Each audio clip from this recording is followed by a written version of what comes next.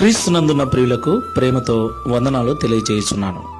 November నెల 2వ తేదీ 2025. ఈరోజు దేవుడు మనకు చేస్తున్న వాగ్దానం ఏమిటనగా యెషయా గ్రంథము 41వ అధ్యాయము 11వ వచనం. నీ మీద కోపపడిన వారందరూ సిగ్గుపడి విస్మయమొందుదురు, నీతో వాదించువారు మాయమై నశించిపోవుదురు. ఆమేన్. నా ప్రియమైన సహోదరి సహోదరులారా, ఈ లోకంలో యేసుక్రీస్తు ప్రభుల వారి కాలము నుండి నేటి వరకు క్రైస్తవులకు వ్యతిరేకంగా వాదించేవారు, క్రైస్తవుల మీద అనవసరంగా కోపపడేవారు, క్రైస్తవులను నిందించేవారు, క్రైస్తవులను కొట్టి అవసరమైతే చంపే దుర్మార్గపు మనసు కలిగిన వారు చాలామంది ఉన్నారు. అవును ప్రియులారా, కొన్నిసార్లు మన ఇంట్లో వారే మనకు వ్యతిరేకంగా కోపపడుతూ ఉంటారు.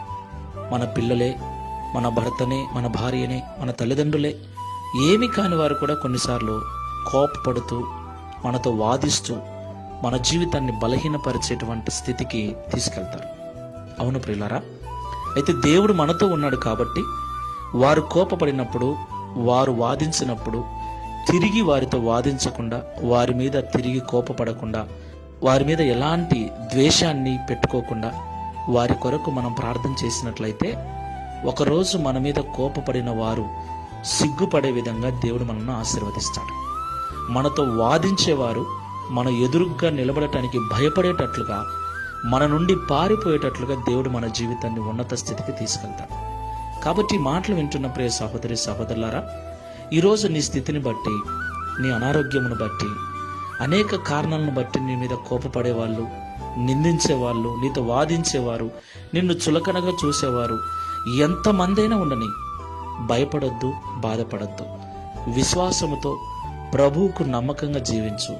ఒకరోజు ఆయన నిన్ను హెచ్చించినప్పుడు, నిన్ను ఉన్నత స్థానంలో నిలబెట్టినప్పుడు, ఈరోజు నిన్ను నిందించిన వారే, వాదించిన వారే, కోపగించిన వారే సిగ్గుతో తలదించుకునే విధంగా దేవుడు చేస్తాడు.